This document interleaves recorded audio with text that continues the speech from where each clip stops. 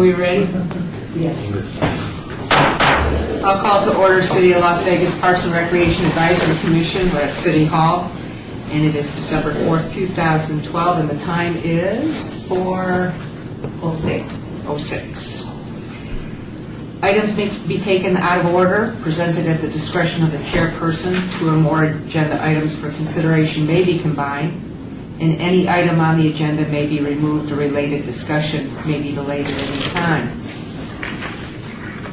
Number 2 is an announcement regarding compliance with the open meeting law. We are in compliance. And would you like to take attendance at this time? Yes, thank you. We have Chair White, who's excused. Vice Chair Buckman. Present. And we have Member Armenian. Present. Member Lee. Excused. Member Aker. Present. Member Bastian. Excused. Member Lopez. Here. Member Sherman. Here. Member Folger. Excused. Member Farler. Excused. Member McCurry. Excused. Member Teal. Excused. Member Thomason. Here. Member Thompson. Here. And Member Becker. Here. Thank you. Item 3 is public comment. During this portion of the agenda must be limited to matters on the agenda for action. If you wish to be heard, give your name for the record. The amount of discussion as well as the amount of time any single speaker is allowed may be limited. Do we have anybody from the public that wishes to address the commission? Seeing none, we'll move on to item number 4, possible action to approve the final minutes by reference of the regular meeting, November 6, 2012. Chair, I have some comments regarding the on number 4, on number 5, where it talks about Commissioner Sherman asked about the incidents at Columbus Park. And the third sentence, the person had family, it should be members involved, not family commissioners involved. So there's a correction that needs to be addressed. And then in section 7, I don't know if in the official minutes that the J.C. Park and if the Doolittle Park should be named by their new names, or if they should be named by the names that people are still referring them to. Regarding number 7 then, and the naming of the parks, so I'm going to refer to our Parks and Recreation Director. You know, anytime we rename a park, the transition is slow because of our office speak. So unless it's a hill to die for, I think when we J.C. Levitt Park, the reality is we'll be calling it Levitt or J.C. individually for a while, and then we'll get into rhyme or reason in the next 6 months and call it J.C. Levitt. I think a better example is Doolittle Park was the Doolittle Park for however many years. That transition will take a while because most of us still call Freedom Pool, and not. So we can change that if it's important to the committee. If it's. I just wanted to bring it up because I don't know how you want the official minutes to be reflected. Will those parks have been dedicated already? No. Not here at Reeves. Right. So Not very recent. I guess that until they're dedicated to the new name, we could refer But to what about it. Doolittle Park and J.C.? You know, my best recommendation from the parks perspective is not so much about today or tomorrow, but 30 years will somebody remember it? And I think in each of the names, respectively, the names haven't gone away. So if somebody refers to Levitt Park as J.C. Levitt, we'll still know the location. Commissioner Becker? Chair, I recommend maybe that you just include both names in the minutes, whatever name is designated from a legal standpoint, so it's in the minutes correctly, and then bracket it off with the old names so that there's no confusion. Formally referred to as, or something Yeah, of that something like nature? that. Okay. Is that understood by That Ms. is, Coleman? that is understood. Okay. And also, if I may, with Member Sherman, your correction, we'll make a note of that and make sure that change gets incorporated into the minutes prior to finalizing them. And we'll make sure we change the information that you were speaking on. Okay, on the minutes. He was actually talking about how grandma, he was talking about it was a family that was doing these steps, and it was a grandma, a grandpa, and a kid. And so that's what it kind of changes the whole meeting. I will follow up with the deputy that attended the meeting, make sure those corrections are done. Anything else regarding minutes? Go ahead. On mine, it's not a big deal, but it's not Las Vegas paving. I work for Southern Nevada Paving. So what page would that be? What item number? Minute 3, or item 3, page 1. Item 3. I'm sorry, could you repeat that? It's Southern Nevada Paving, not Las Vegas Paving. Thank you. That's not a big deal. You did it right. Yes. Anything else? Then I need a motion, please, to accept the minutes as corrected. Motion made. Do accept the minutes. Second. Okay, thank you. All in favor, say aye. Aye. Opposed? Abstaining? Okay, motion carries. Item 5 is the report and possible action from detention and enforcement regarding our park issues at the city facilities and parks. Good afternoon.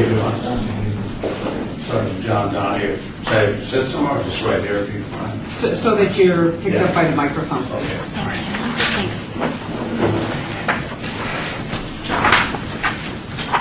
If Lonnie's passing out our stats, like I said,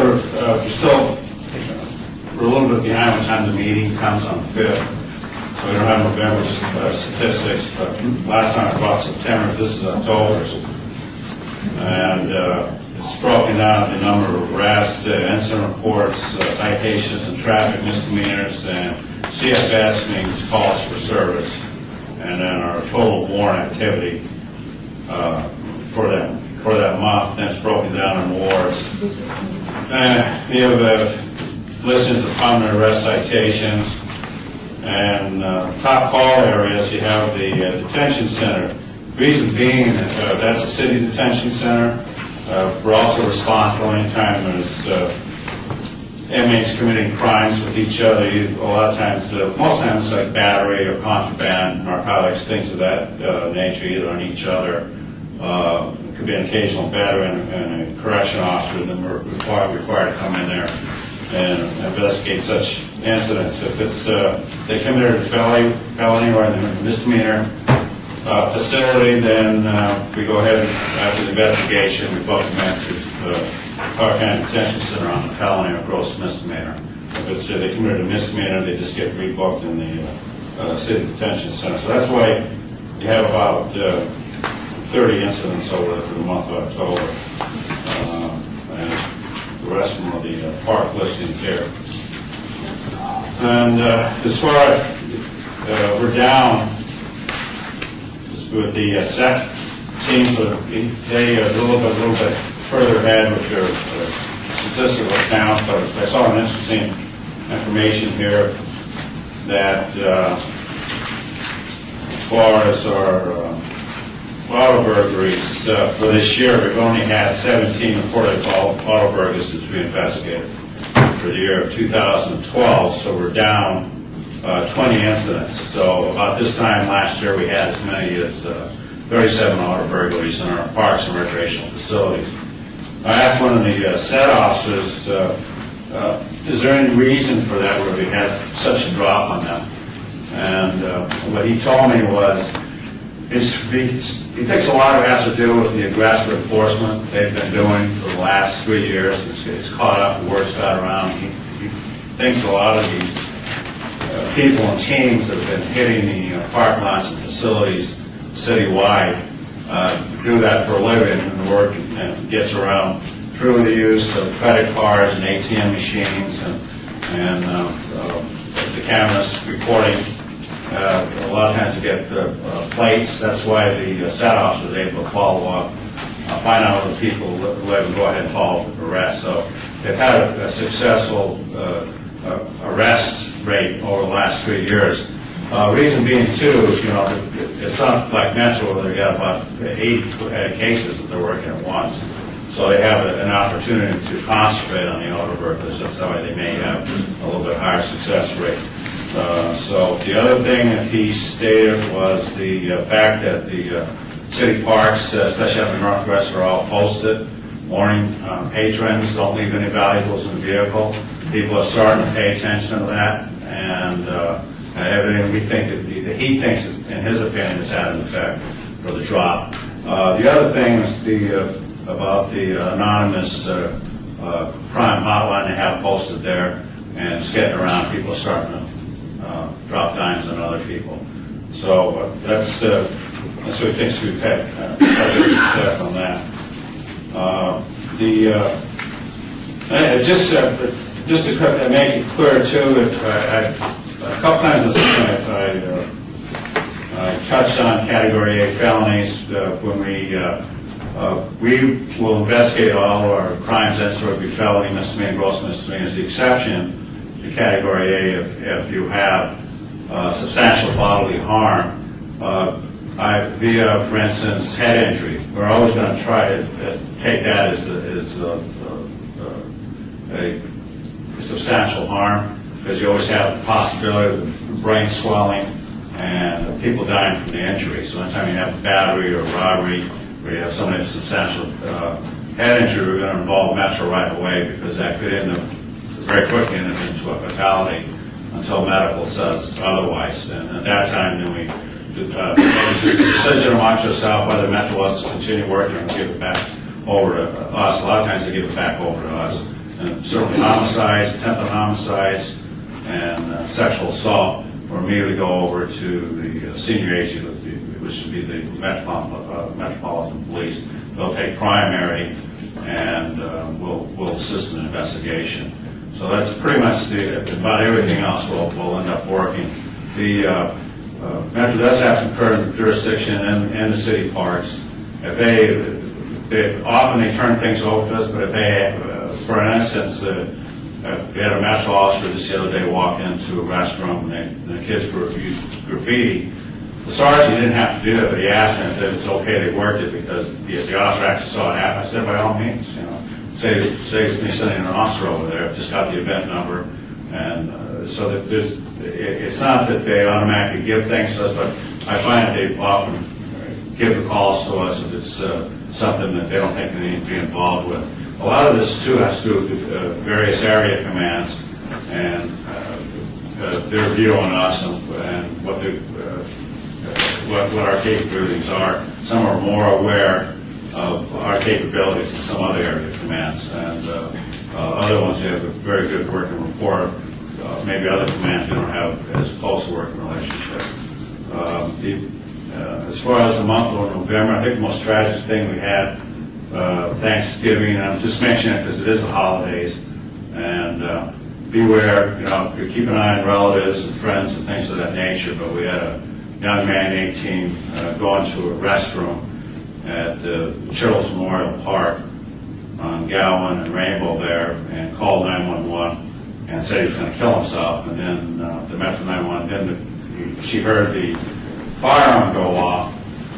And in situations like that, we were notified, Metro was notified. We do a perimeter, because the first thing in our mind is that somebody's just setting that up, possibly for possible suicide by cop.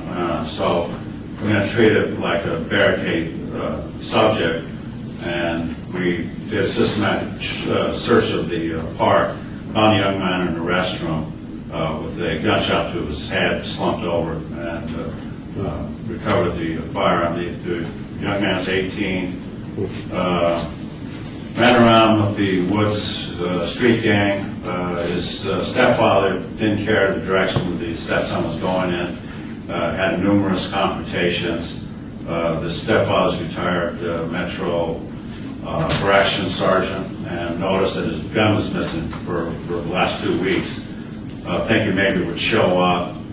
He suspected his stepson, and as a result, he feels very responsible for what happened.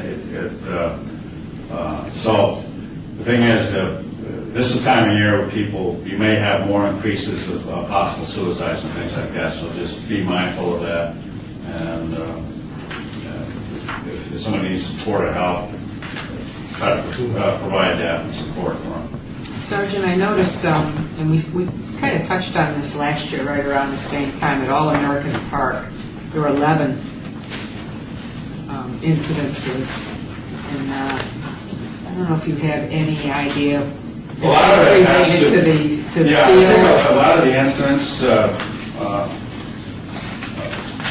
often are maybe conflicts between teams there. The other thing is, there's problems with the cat feeding over there.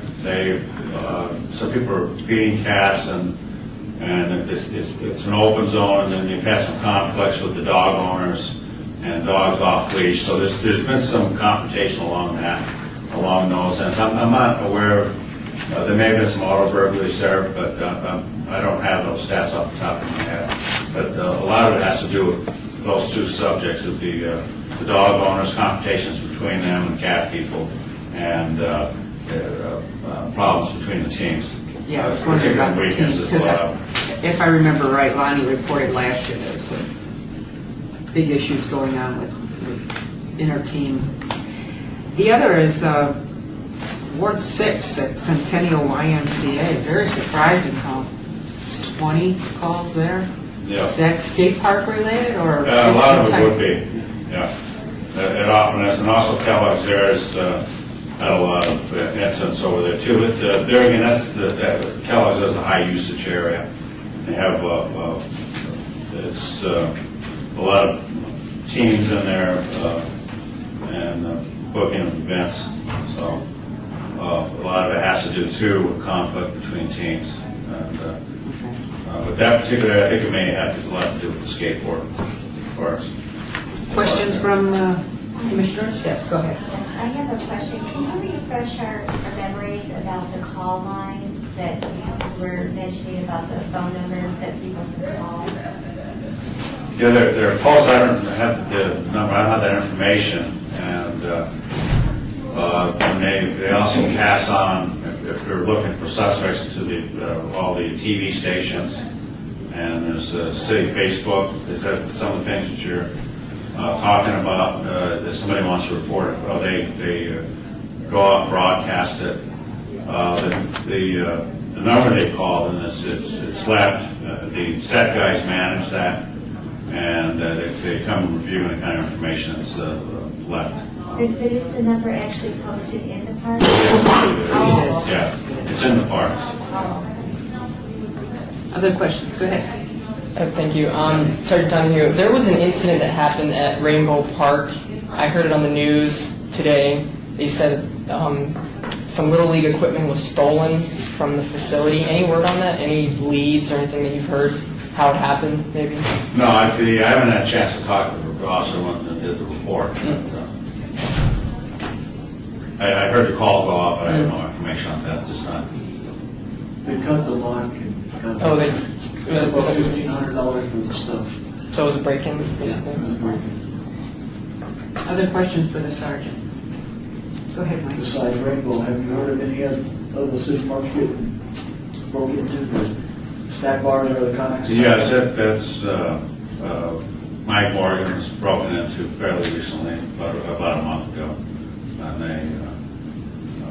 they gained entry through the roof and punched through into the center. $100 cash and about $50 in coins. I'm surprised that's being left in there. And some other items, in these Little League groups, they probably shouldn't be leaving money in there, but the man up about $150. That's the only one that comes to mind other than the instance is boards. That just But that's involved as a concession stand. Mike Morgan's like the last I'm aware of one. Any questions from staff? Nothing? All right. We need to accept this report, correct? Yes. Okay. May I have a motion? I'll make a motion to accept the report as provided. I'll second it. Okay. All those in favor? Aye.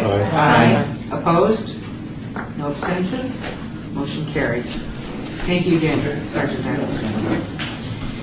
Item 6 is report and possible action regarding our neighborhood outreach of all wards, and I'll have Lonnie introduce this.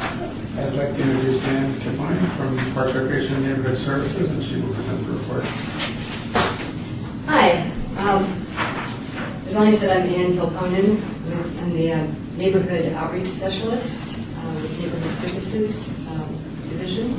And I understand that Rob LeGrant, my colleague, gave a report last month that went over kind of an overview of what we do in neighborhood outreach also just wanted to mention that Lisa Campbell, the Senior Neighborhood Outreach Specialist, is also here today, so feel free to pipe in if you don't. Okay.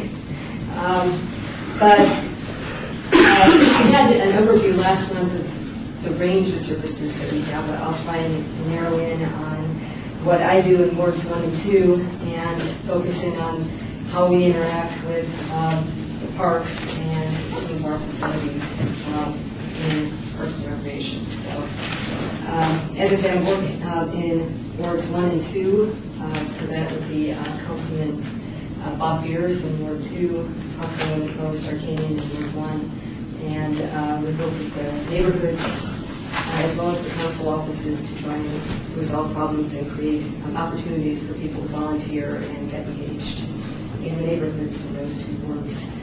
I'll kind of, and one other thing I wanted to mention too is that in addition to working in those two wards, I also maintain our neighborhood services contact information and our neighborhood registered neighborhood map layer. And so we've got redistricting coming up for approval potentially tomorrow morning at City Council.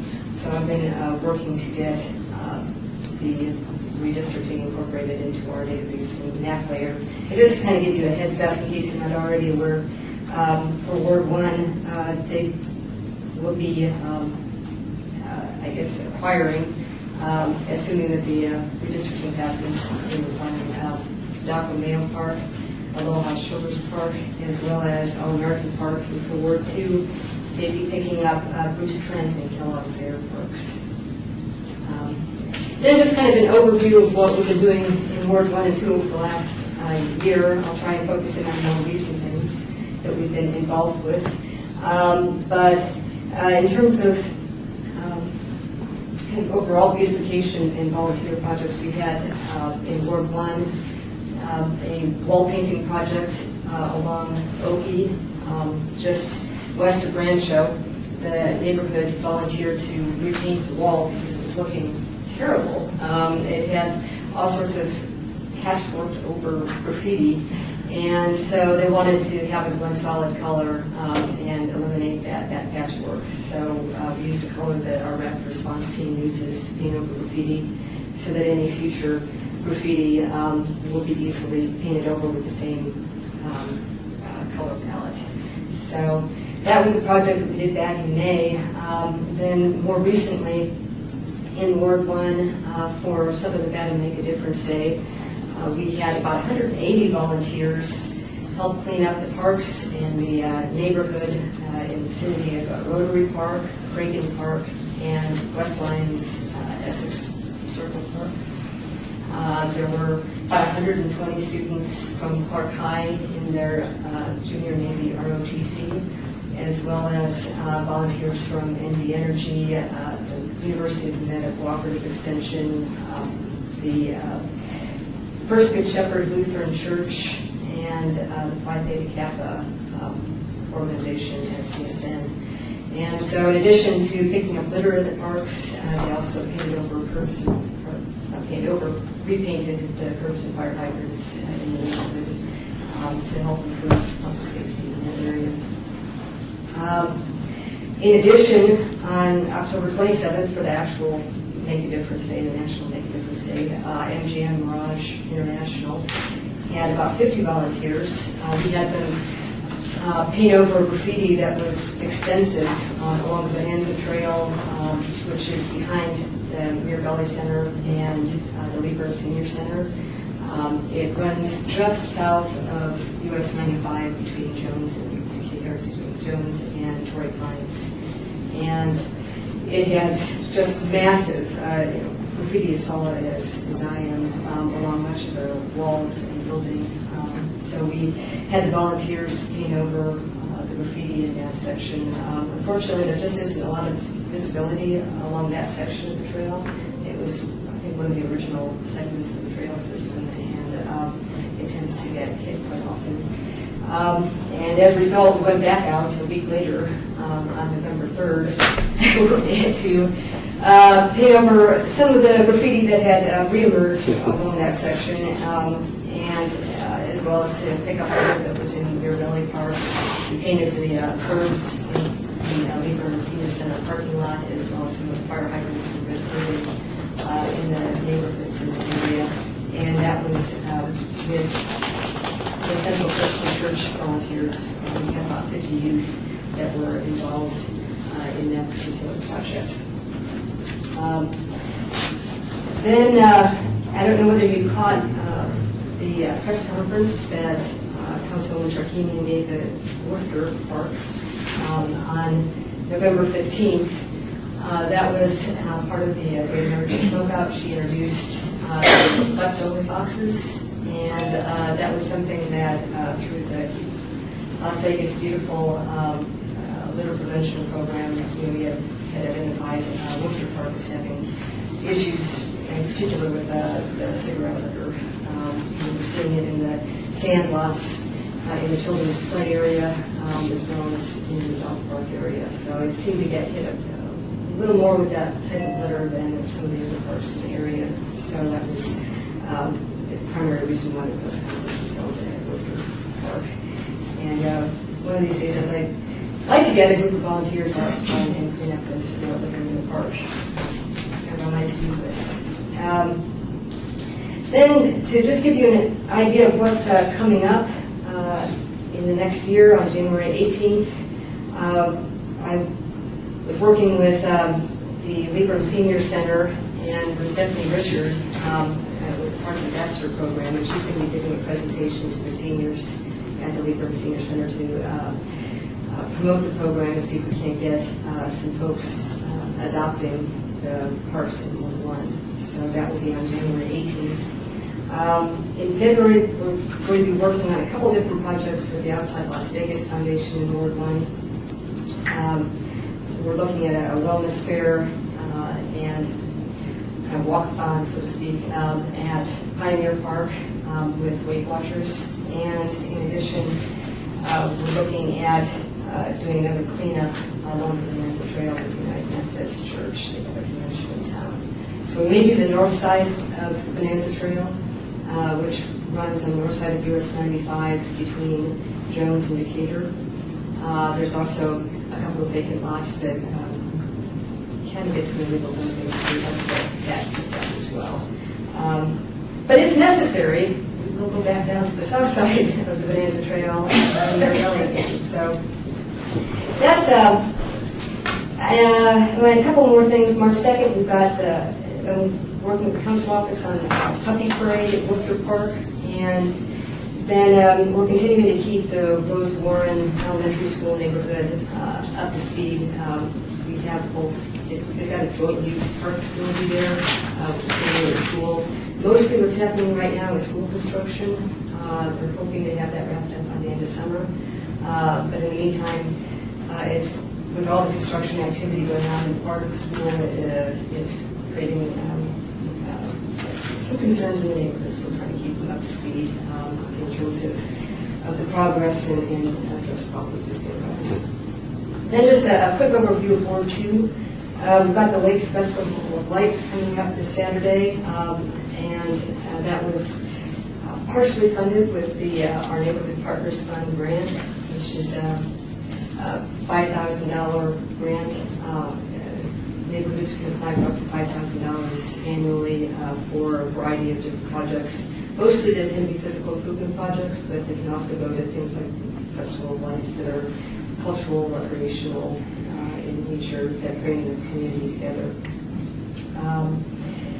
We also worked with the Pavilion Center Pool and Veterans Memorial in July. The youth council there had their Super Family Swim Day, and our neighborhood outreach staff was helping promote the event.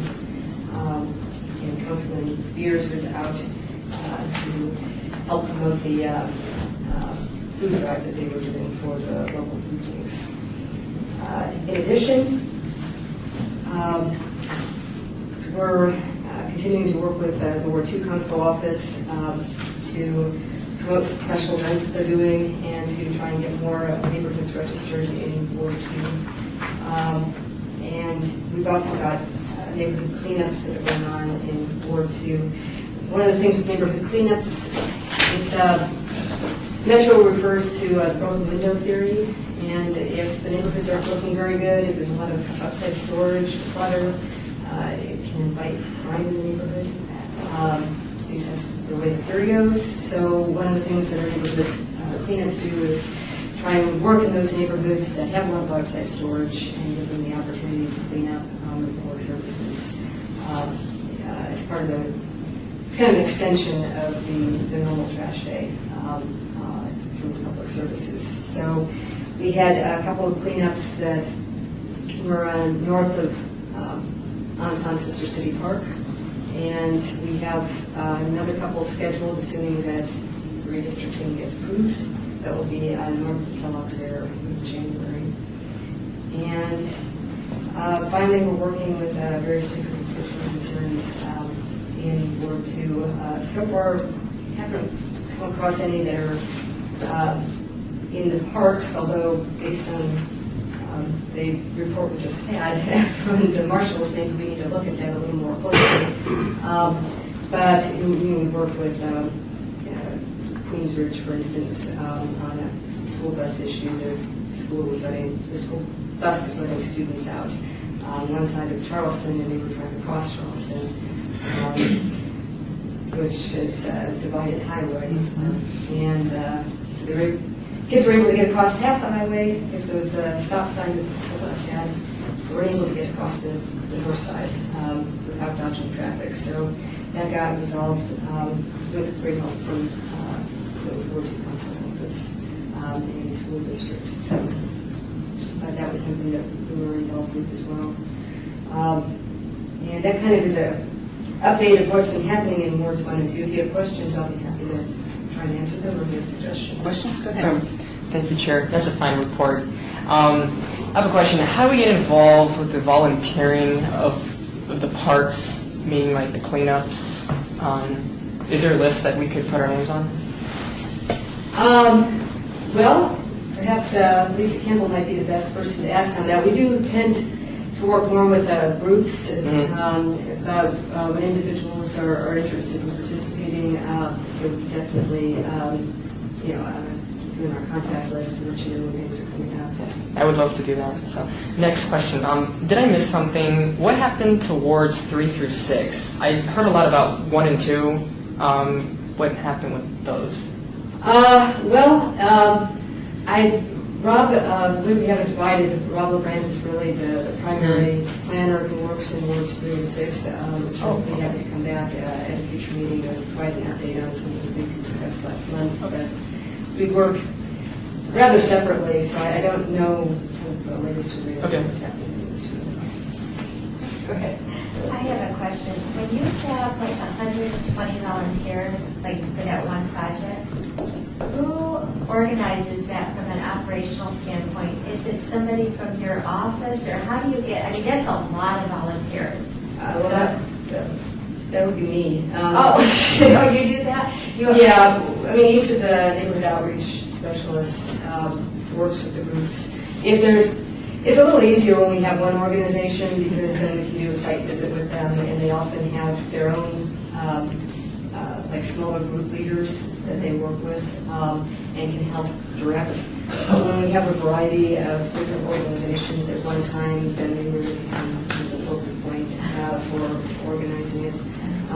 In that particular instance, we basically devised a plan where we broke off different sections of the neighborhood and different job responsibilities, and it was by doing that, depending on how many volunteers we got, we could either expand the area or shrink the area, but we knew what we wanted to do in each section, and we just tried to cover as many sections as we could. But there are things that come up where volunteers say, well, your plan looks great, but we'd rather do this instead. And so then in the field, on the spur of the moment, making adjustments and making sure that the volunteers are happy doing projects that we do. We want them to come back and participate. We want it to be an enriching experience for them. So we're flexible. Yes, go ahead. Just to expand a little bit on what Ann said is, We need you to get closer to the microphone, identify yourself to the record. Thank Lisa you. Campbell, Parks, Recreation, and Neighborhood Services. We have, through our department, our Neighborhood Services Division, we have an outreach team, and we have the 3 neighborhood outreach specialists and myself, and we work together as teams. As Ann was saying, we get a lot of groups that come in and they want to do volunteer projects, so that's something that we do. I mean, we have templates for a lot of the projects we do, like the curb and fire hydrant painting and any kind of the park cleanups and stuff like that. So we work together as a team, and David, you had mentioned that as far as volunteering. Yeah. If that's something you want to do, we definitely let me know, and I've got your contact information, and we can include you in any of the projects. We do get a lot of groups and organizations that want to come out and help out in the community. So hopefully that helps a little bit. And I happened to catch Councilwoman Tarkanian's program with David Riggleman, and she kind of expounded about the no buts, and they showed little snippets of her press conference, and also one of the guests that day was from the school police force, and that they also had participated in some of these cleanups. So, I mean, it was great, the interconnect between all of the different groups that bring the community as a whole to some project.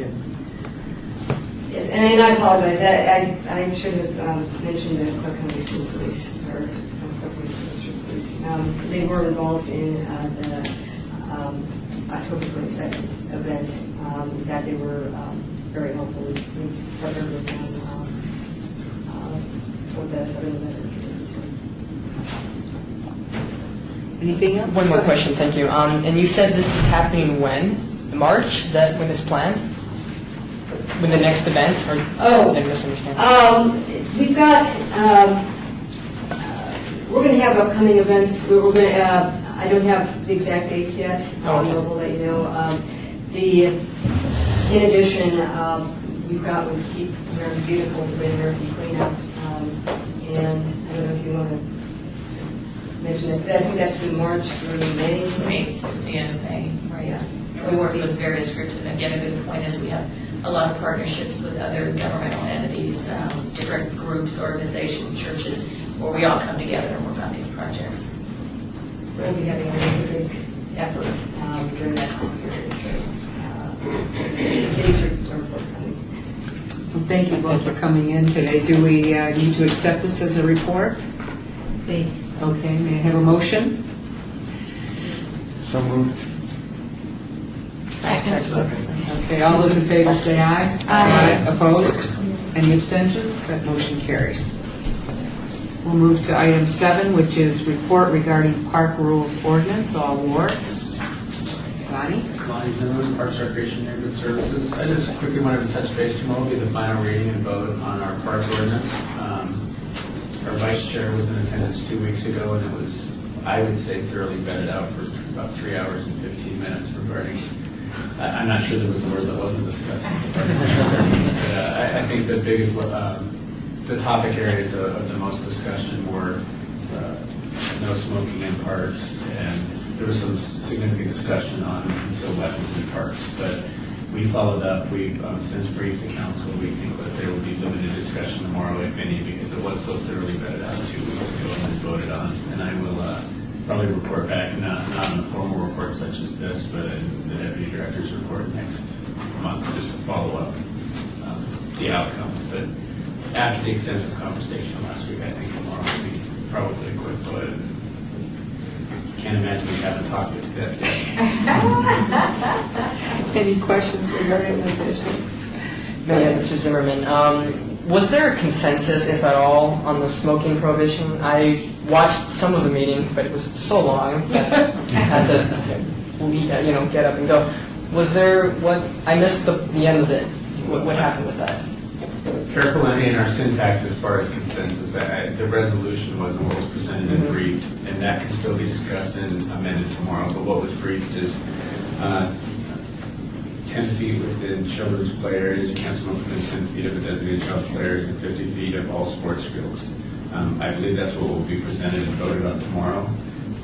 To be fair, because there was so much discussion, if one of the councilmen wanted to bring that forward and talk about 50 feet uniformly or 35 feet. And if you watch part of that discussion, all the different, I think the city attorney actually said you could just name the number, but for the purposes of this board of reporting out, it was 50 feet around sports fields and 10 feet to the designated representative vote on one. I did give just a brief, some brief comments regarding the deliberations that we had here to present the document that was before them that day, and we took our time. All the wards were represented. We talked about it. We had staff research it. We had the city attorneys check some of the issues for us. So, we felt that we had done our due diligence as far as getting that document to them. So, and they were appreciative of our work, and they wanted me to make sure that I relayed that message back to you. That was a report. Do we have to accept? No, we do not. Okay, good. All right, so now we will go on to number 8, which is a report from the Deputy Director regarding administrative issues, all wards. A couple of quick things, and 2 of them tie into each other. I do apologize, the calendar was supposed to be agendized this month, and I didn't catch it until after we posted the agenda, so it will be agendized in January. I'll also print the calendar out with the recommendations for your consideration for the entire year going through next December, and then you can vote on that. Additionally, and this is, I know the Chairman White's pledge, but if you can see by the replication of the agenda that we always have D&E here and we always have Deputy Director's report. And there's been some transition in the board, if you have recommendations or things you'd like to discuss at the board, please email them to myself or Kelly. And just to keep you on the timetable, we'll probably start working on the initial agenda next week. So I know we all get busy in our day-to-day, but we don't want this to be a waste of time, and we want this to be a fruitful discussion, and we certainly want to talk about the things you guys want to discuss as a Parks and Rec board. So please email myself or Kelly or both of us if you have ideas or want to see things brought in front of you on the agenda. Secondly, discussion items is just to put it out there, it'll come back in a formal report, is that the city manager has asked us to start to look at fee recommendations and some standardization within our department. For those of you that might be users of our facilities, you know that standardization is, you might have one gymnastics class that's $45 a week for 8 weeks, or $45 a session for 8 weeks. We have another one that's $50 a week for 75 weeks, and a lot of that pricing has been historical. We're taking a look at proper pricing of our programs and a standardization. So that'll be presented to you. We hope to package that and bring it to you, and then after you, the council, in early to mid-spring. And the final thing I have for you is just an FYI, because January will get here, and then February, the Las Vegas Mayor's Cup, which is the largest international soccer tournament in the country, will be President's Day weekend in February, which I believe is the 18th to 20th. We'll have over 400 teams. It'll take place primarily at Betty Wilson and Kellogg's Air, but it'll use some 33 soccer fields within the Las Vegas Valley. There'll be teams from New Zealand, Australia, Russia. The Polish, for those who are soccer fans, the women's Polish national team will be here, and that's pretty significant when you get into national teams. They're the same teams who will compete for their Olympics or act on behalf of their country. So we anticipate it will be an exciting event. There also, I don't know if it came out in the written RJ, but the electronic RJ is Downtown Soccer, who is the host of the Mayor's Cup, is working with the Colorado Arsenal out of Denver, the professional soccer team, and Chavez Real, which is another professional soccer team, to do a professional soccer event at the beginning of the week and tie it all together with rugby sevens. And bring that whole festival atmosphere. So rugby sevens and the professional soccer game at the Silver Bowl would kick off the week, and then Mayor's Cup would be followed the following weekend. It would be kind of a week of festivities. So Las Vegas Events is obviously working with us, with Downtown Soccer, and with the rugby seven folks, because it's turned into such a large international event. Questions of staff? The Mayor's Cup, what's the age bracket? It's actually, it's so large, Mike, we treat it as one tournament, and there's some technical factors in it, but The high school girls soccer season is one season, so they're competitive outside of high school can only be, but it's, I want to say 7-year-olds to under 19, but in February is the older kids, so it's under 15, 16, 17, 18, and 19. Might be 16, 17, 18, 19. So these are our older kids. That's where you see the national teams. The younger children always participate in Nevada Day weekend in October. So on the calendar, it looks like there's 2 Mayor's Cups. We treat it as one because the younger children participate and the Stronger Boys Field participate in the fall, and then the Stronger Girls Field and the older, I hate to call them children, some of them are early adults, but the older participants are in the President's Day weekend. Okay, this takes place over a week or what? Really over a weekend. A weekend? Obviously with international travel, they'll start coming in Wednesday and Thursday because of the time day. But the competition starts typically Friday late afternoon or evening, and then all day Saturday and Sunday. The championship games are Sunday afternoon. Some of the strong internationals, when the German national team comes, because it's such a long trip, they will stay over and play UNLV afterwards in an exhibition game. So a lot of them will schedule some friendly games, so they'll compete just for the opportunity to play on Thursday afternoon. We obviously permit the fields, but it's not part of our marketing. They'll get it. We travel 4,000 miles across the Atlantic. They'll try to get in a few games. But the actual competition of Mayor's Cup is about 3 days, 2.5 strong days of Is programs. this open to the public? From a city perspective, it is the hub of our activities, Kellogg Fair and Betty Wilson. We'll also use Floyd Lamb, Centennial Hills, the new Heritage Park in Henderson, called the Home Depot Fields, but that's not right. The Lowe's Fields into the Clark County, the Silver Bowl for Clark County. So it uses a lot of fields. And what the tournament organizer typically does is obviously the national teams and the international teams draw a lot of attention. Those will hub out of the city of Las Vegas, Kesey and Betty Wilson. They will satellite the girls. So if you're if you're the girls 11 and 12-year-olds, they'll play those at one park, maybe Heritage and Henderson. And then all the champions are brought in for the championship games Sunday afternoon. Go ahead. Does the city of Las Vegas coordinate all of this? Is this coming through your department, the coordination? I think a brief history from it is we started the Mayor's Cup, and my own staff will probably shoot me, I want to say 15 years ago. It grew so large, so it's very difficult for us in our procedures to run a tournament of this size. So we partnered with Downtown Soccer, and one of the benefits to that is obviously they can work on it full time. A second benefit is it's not uncommon out in the tournament world is to use a barter system. Is I'll give you a page in my magazine to photograph the players, or I'll donate a page in the magazine if you do X, Y, Z. The city can't do that. We need to bid out services and go with the lowest bid providers. So when it started to grow, we were challenged with our ability to govern that. Additionally, with referees and payments, and it really goes back to what we all talked about a lot during the fundamental service reviews. Cities have to be real careful about what business they're in, and should we be providing a business that other folks can. Because it was our idea, and Downtown Soccer came to us with some ideas, and it really kind of infantile before it took off internationally. Downtown Soccer had the idea of welcoming international teams, using the Rotary clubs for housing and assistance, and really took it to the next level. So we have a formal contract with Downtown Soccer that identifies what we do, but it was very important to us, and to be fair to Downtown Soccer, is even though they're our partner, they pay us our standard use fees, our standard tournament fees, so they pay us to be our partner, but they've taken the branding of our event and turned it into the international success that it is. And we provide the tournament director in Sherry. Many of you know Sherry Alexander, so we actually have a staff member that directs the tournament because it's still our brand out there in our tournament.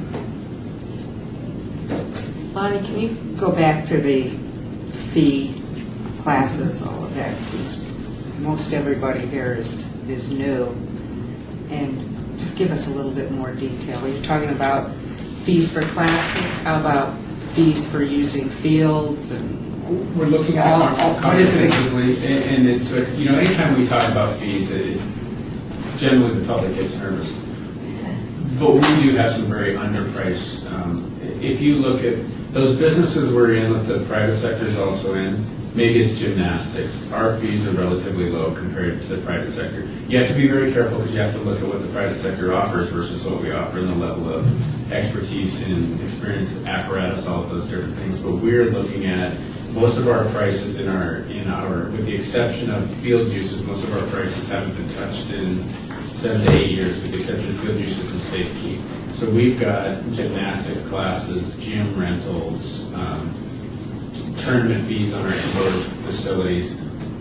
Not any of that's been visited in 7 or 8 years, and we're very underpriced, even against other municipalities. If you look at what an individual pays to use a school district gymnasium versus what they pay to use our gymnasium, there's a substantial price differential. And in that, as we're looking at recouping some of that, there will be recommendations. We sense that the council's appetite to restructure the fees and allow some latitude to increase our earning potential is there. But again, until we start to look at what it looks like and what our recommendations are, we can't be 100% confident that we support it. I think directly to your question is fields are always part of that equation. As we go down this path, I think it's really, and I know there's a lot of folks involved in youth sports, both at this table and the folks at this table will hear from youth sports. I think our tournament fees are there. I think our $3 an hour for league usage is relatively low. But again, until we see what the recommendations are and how we're going down that road, we've just been in discussion points about putting a time together for recommendations. The challenging part won't only be fees. It's going to be the real challenge, I think, our department will be the standardization across all our buildings and all of our centers, only because we are so historically natured in the way we schedule and the way we go forward. So, Do you anticipate a subcommittee needed for that? Because that's going to be huge. Do you want to? I think looking at our history, and some of you were here, right before, we kid about it in the class, but right before the fundamental service review where our department joined, as you may remember, we had, Michael probably remember, we had pros come in and study line by line everything we did, pros consultants, and they're very good, very well respected nationally. That work has kind of been sitting for 2 years, and you may recall that it broke every program up into public, private, and merit. And within that distinction, a public program doesn't necessarily need to recoup any of the money. A merit program is shared and can recoup up to 70%. And then a private program, such as an individual tennis lesson or golf lesson, should recoup 100+%. I think we're going to apply that same methodology in a lot of the same programs. We haven't invented too much new over the last 3 years because of the downsizing of our department. So I think to answer your question, I think the methodology is there and the recommendations there. We haven't changed that much other than we've joined in the department.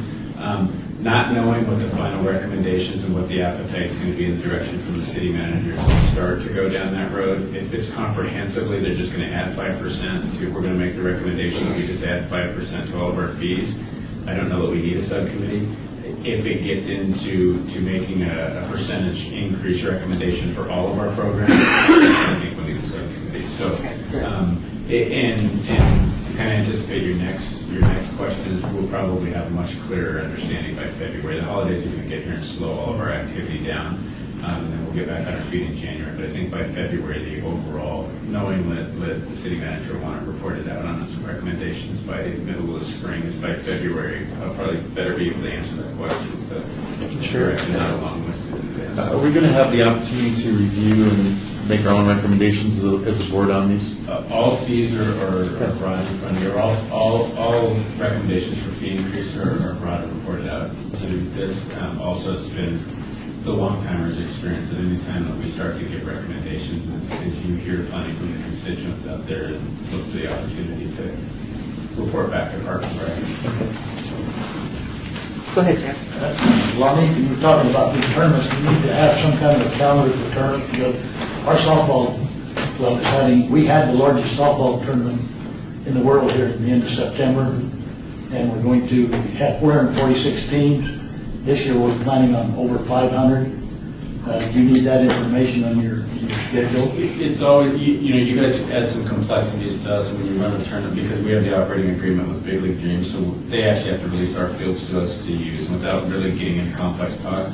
Your tournament is so large that, the minute that only because we have to work with both Big League Dreams, our own facilities folks, our own maintenance folks, and is the minute you know the dates, we need to know them. Only because no matter what happens, we need to program around that. Okay, well, we use Big League Dreams as one of the parks, but in fact, we need all the parks.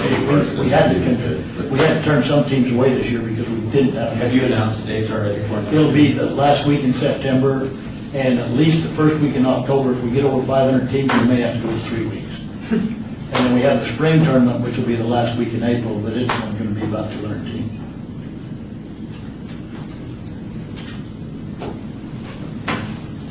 Other questions, April? No, I think it was answered earlier. Yeah, Okay, thank good. you. Anybody else? I don't think we need to vote on anything here, correct? No, we don't. Okay, very good. Item 9 is citizens' participation. Public comment during this portion of the agenda must be limited to matters within the jurisdiction of the commission.